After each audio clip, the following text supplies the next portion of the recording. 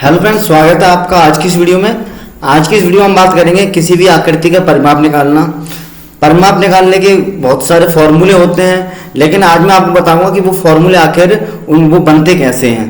ठीक है, तो सबसे पहले मैं आपके परिमाप की आपको परिभाषा बता रहा हूँ। परिमाप की मैं आपको बता रहा हूँ बेटा डेफिनेशन कि आखिरकार परिमाप होता क्या है।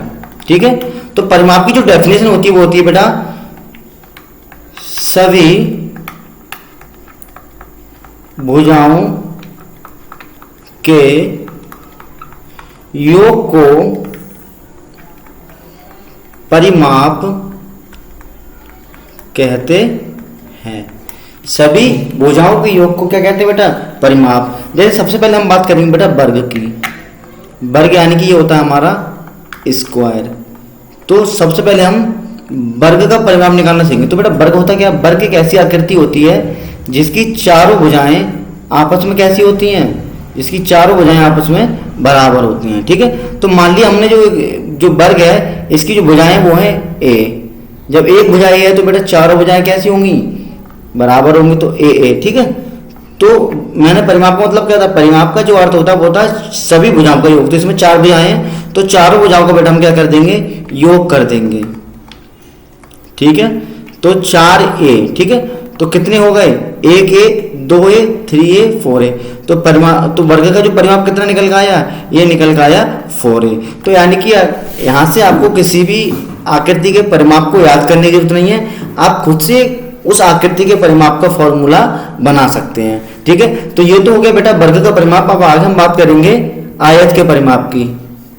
अब हम बात किसकी करेंगे बेटा? आयत के परिमाप की।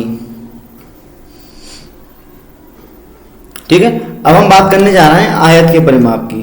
तो आयत यानी कि ये होता है हमारा रेक्टेंगल। ठीक है, तो आयत कैसी आकृति होती है? आयत एक ऐसी आकृति होती है जिसके आमने सामने की भुजाएं आपस में कैसी होती हैं? बराबर होती हैं।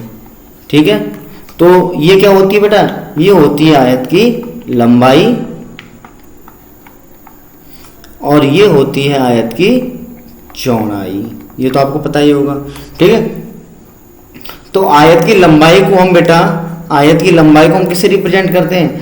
आयत की लंबाई को हम L से रिप्रेजेंट करते हैं और आयत की चौड़ाई को हम B से रिप्रेजेंट करते हैं। ठीक है, तो परिमाप किसका निकालना है तो क्या हो जाएगा? तो इसमें क्या है बेटा? देखो दो तो आपकी L है, मतलब लंबाई कितनी है इसकी? 2 लंबाई है और इसमें आपके क्या है? 2 चौड़ाई है। ठीक है, तो ये आपका क्या हो जाएगा?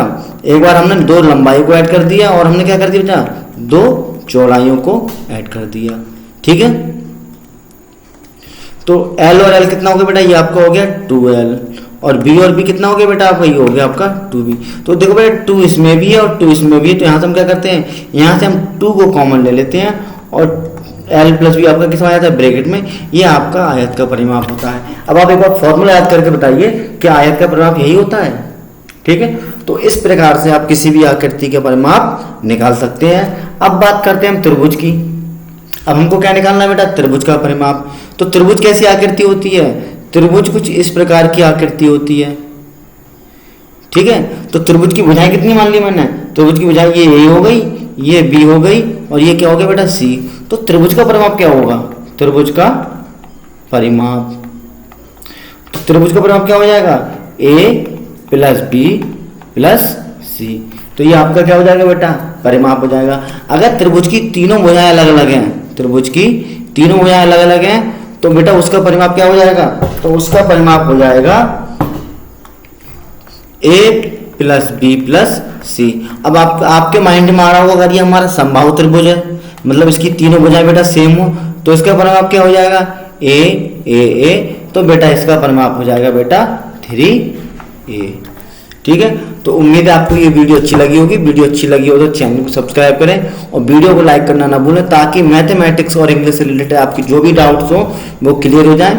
और एक बात को बताते हुए मुझे बहुत खुशी हो रही है, जैसे कि यूपी टेट का नोटिफिकेशन अभी आया था और लेबर वो डिलीट कर दिया गया है, तो जल्द ही हम यूपी टेट का सफलता बैच लेके आ रहे हैं। तो जिन भी बच्चों का यूपी टेट क्लियर नहीं हो रहा है तो वो हमारे चैनल के साथ जुड़ रहे हैं। आपका एक बार में यूपी टेट क्लियर करने की हम गारंटी दे रहे हैं।